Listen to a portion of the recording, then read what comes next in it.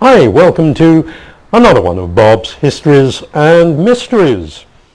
We're just about to celebrate the first circumnavigation of the globe by the Magellan expedition in 1521. Now, of course, Magellan himself didn't make it all the way round. He ran into a little local difficulty picking a fight with a local datu. So there's two things I want to look at. One is the Visayan slave who had been bought with Magellan, and the first person known to speak Spanish in the Philippines. Well, a few miles down east of us here is the island of Homahon, which was Magellan's first stop in the Philippines. And it was there that they met their first Filipinos.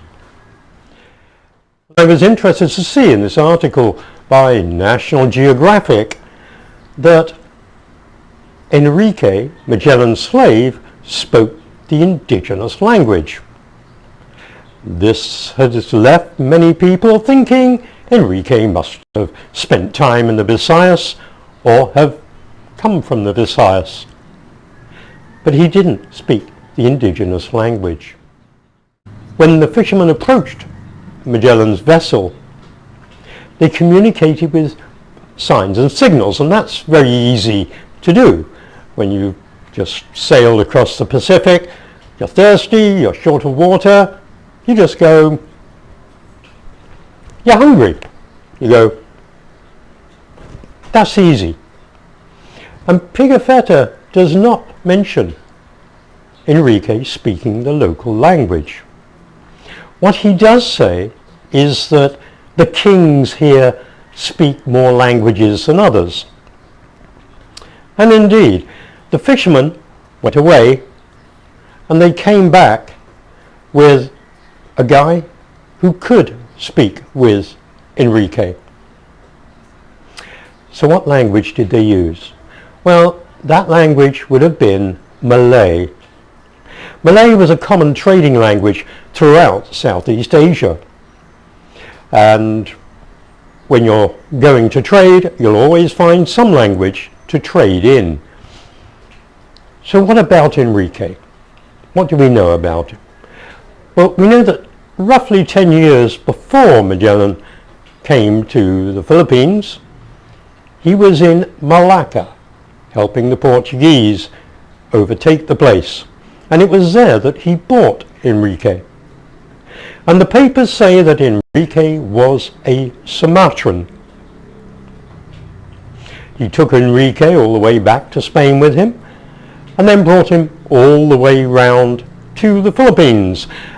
And it was there that Enrique was able to talk to the local elite like Homahon, who fooled Magellan into attacking Lapu-Lapu, and maybe Lapu-Lapu himself if they ever met, and spoke Malay to them. So, no, Enrique was not a Visayan. He came from Sumatra. He communicated in Malay, and no, the local fishermen couldn't understand a word he was saying. But the kings, the datus, the rajas, and maybe some of their members of their court could understand him. So there goes Enrique the Visayan. But more interesting in a way is that when the Magellan expedition was on the return, led by Sebastian Elcano, who was actually the man who circumnavigated the world, off the coast of Borneo, they seized a Filipino vessel led by a Raja, the Raja that we know later as Raja Matanda. And amongst the Raja's slaves, which he traded or stolen from somewhere else, and he may have been off on a slave raiding expedition, was a Spanish-speaking Moor in other words, a Spanish-speaking Muslim who spoke something of our language, says Pigafetta. That man's name was Punzakalan. So, what do we know now? Spanish was actually spoken in the Philippines, at least in Manila and in Tondo, years before Magellan ever arrived. And that shouldn't be so much of a surprise, as I will say in another podcast later. So, that's one bit of history sorted and a mystery sorted. Don't forget to subscribe, like, and maybe leave a comment.